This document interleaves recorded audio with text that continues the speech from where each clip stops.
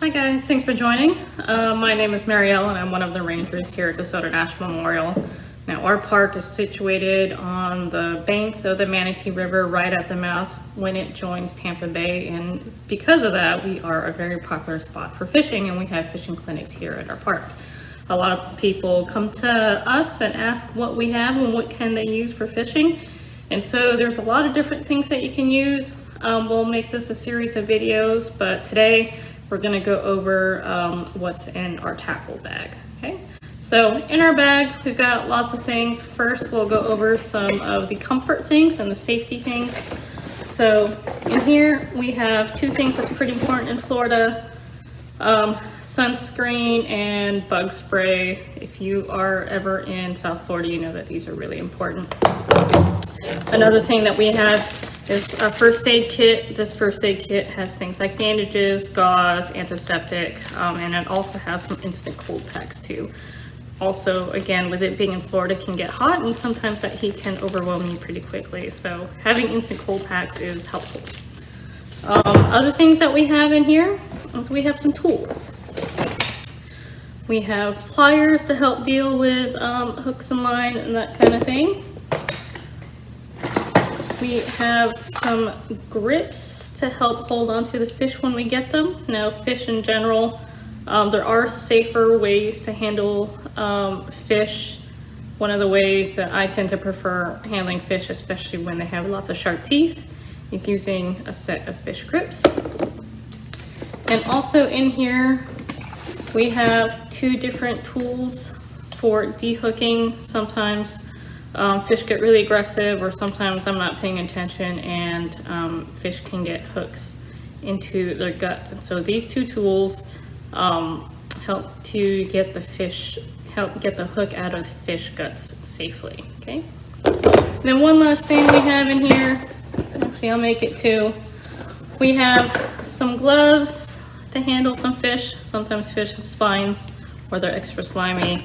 The other thing that we have as well is a knife that we can use for cutting up bait. Okay.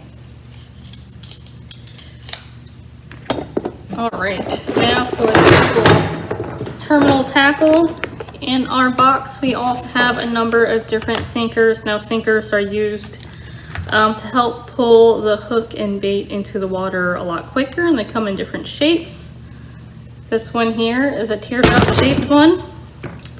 We also have an egg shaped one here. And we also have a couple of different sinkers with split shot. Split shot is nice because they are easily removable. They look a little bit like Pac-Man. You squeeze those jaws down in there and you can move them up and down the line. You can put on as much as you need and take them off as much as you need as well. Other things that we have in our little tackle box is we have swivels. Swivels are really nice to have if you wanted to put on different types of line, have a little bit quicker hook set. It is also nice when you have a type of hook that likes to spin a lot, a type of bait that likes to spin a lot. There are also different types of swivels in here as well. Okay. Now we do have a couple different hooks. One of the hooks that we do have is we have a J type of hook. This one in particular is connected to a jig head. Now the jig head basically takes the concept of a weight and a hook, you can see that, and then combines it to be one little unit. These are helpful when you're trying to use different types of swim baits and that kind of thing too. Okay. And the other thing we have in here, I kind of pointed it out earlier, is hooks, and these in particular are circle hooks. Circle hooks are great because they are designed in a way to almost always catch in the hook's corner of the mouth, which is safer for you if you're trying to get the hook out, and also safer for the fish, which means there's less chance of the fish getting it into their gut and causing harm potentially. So really helpful there. Okay.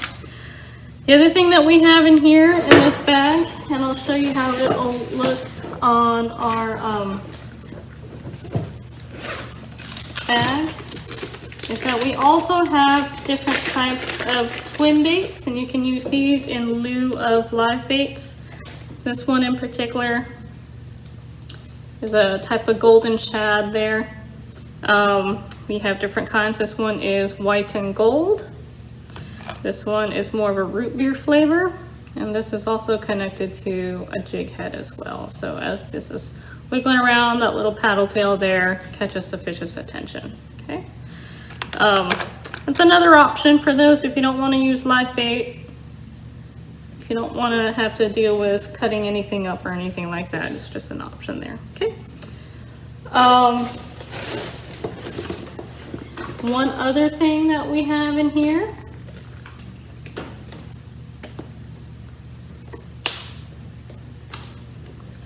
is we have a couple other things to help attract fish. We have something called a popper. You can attach a line to this, and as you're reeling it in, you can make a jerking pop noise with that. You also have another one that have weights and clickers on there.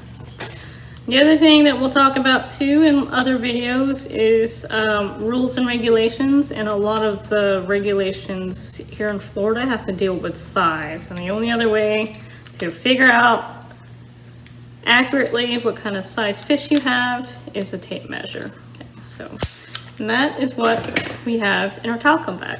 Thanks. If you guys have anything else that you guys keep in your tackle bag, or another tool or a lure or anything like that that you think is helpful, comment below, let us know what you think, and maybe we'll add it to our tackle bag here at the park.